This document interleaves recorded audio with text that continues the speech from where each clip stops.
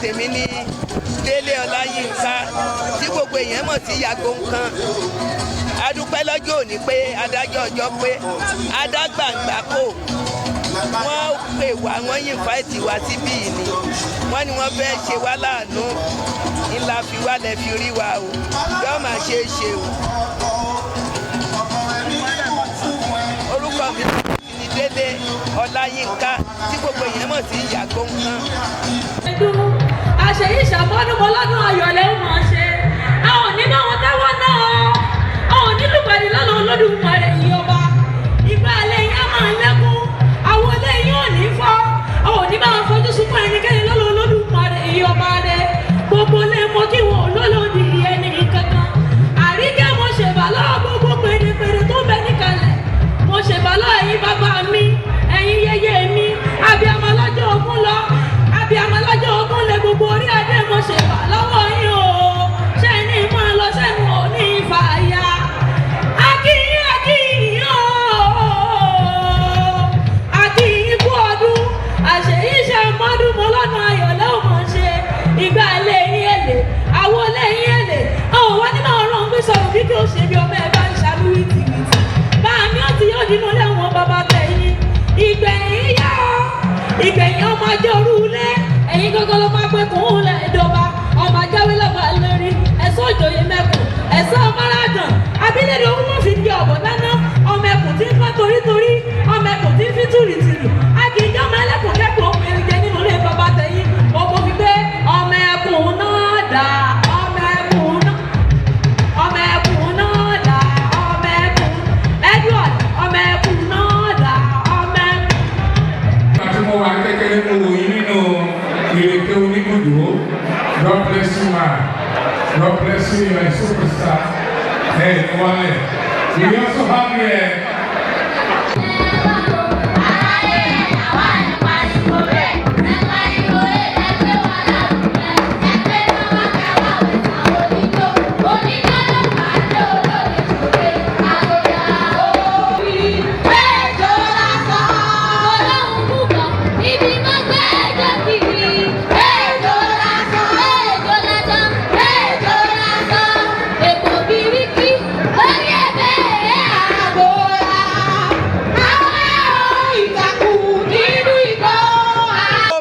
Gbogbo ẹ̀yin ará lé bẹ́ ṣe ń wò wá ojú tẹ́ fi ń wò wá ò ní fọ́ etí tẹ́ fi ń gbọ́ wá ò ní di àti lọ mú ìkan gbòógì lára àwọn ọmọ olóríire tí wọ́n ti ara Baale tó ń ṣe 3-in-1 event lónìí jáde ẹ jẹ́ kí wọ́n dá orúkọ wọn lẹ́kùnrẹ́rẹ́ fún wa.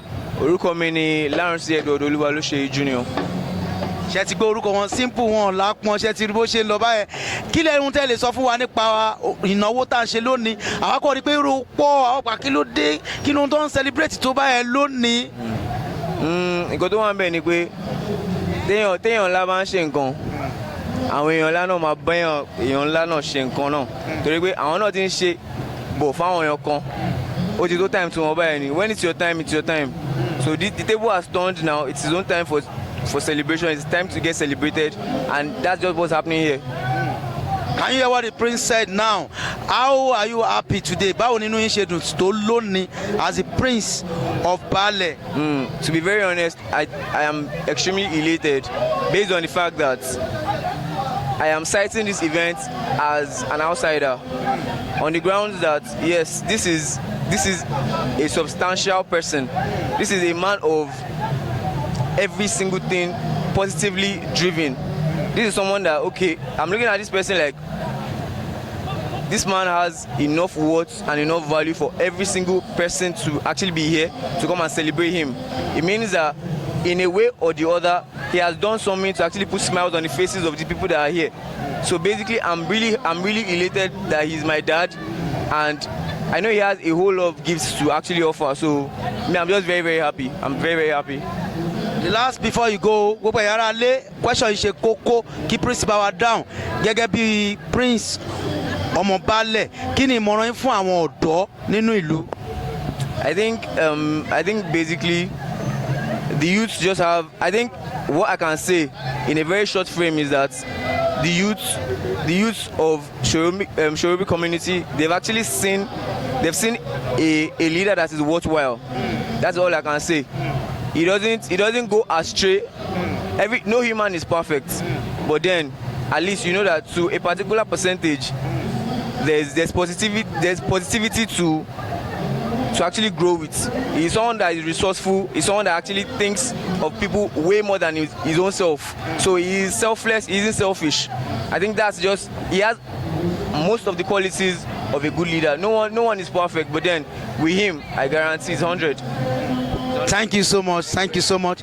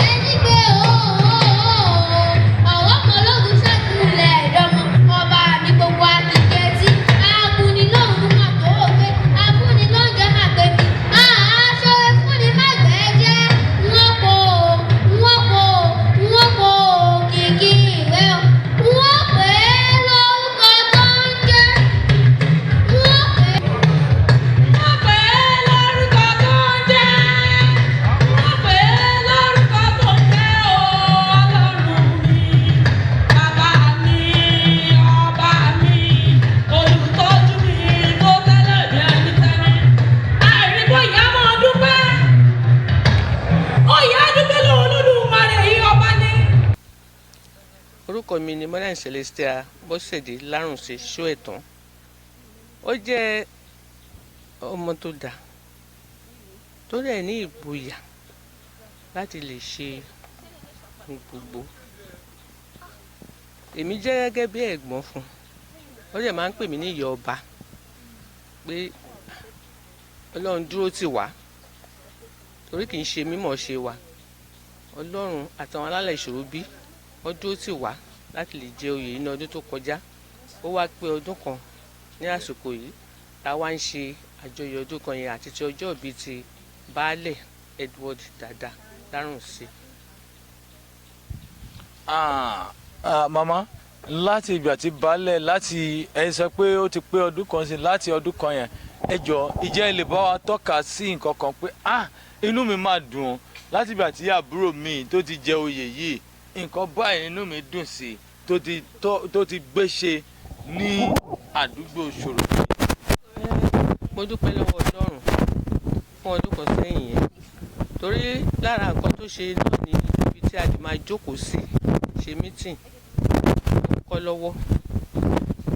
Then irú àwọn signpost tó ti lọ rì Sorobi junction sí every junction tó wọ Sorobi. Mo dúpẹ́ lọ́wọ́ Ọlọ́run wípé ó ti ṣe yẹn.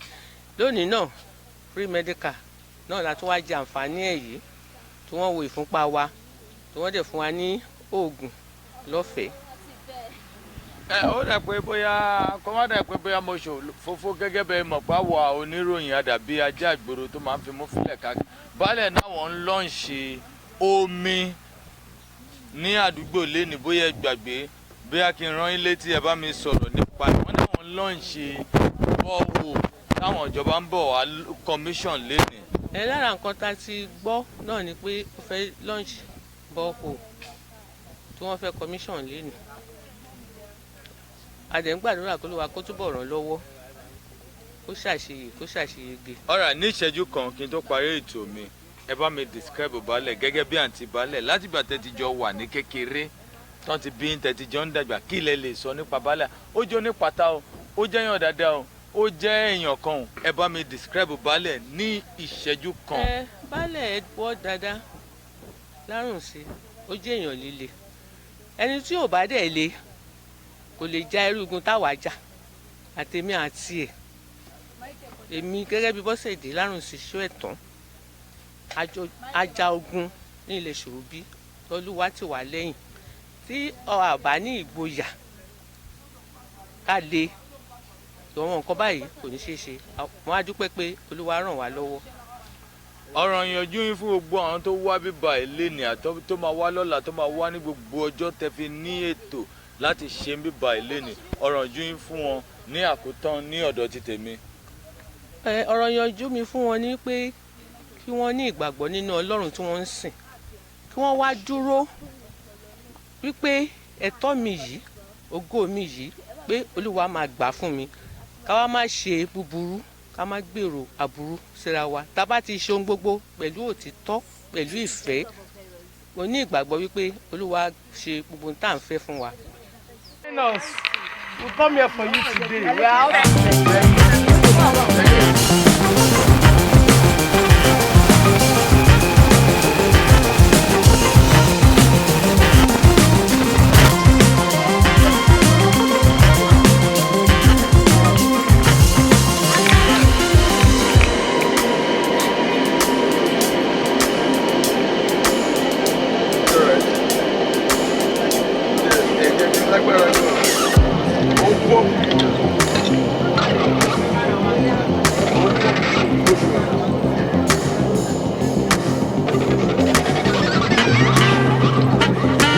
Pẹ̀lú òde wọ́n gbé o, ó lè jẹ́ kí n ṣe.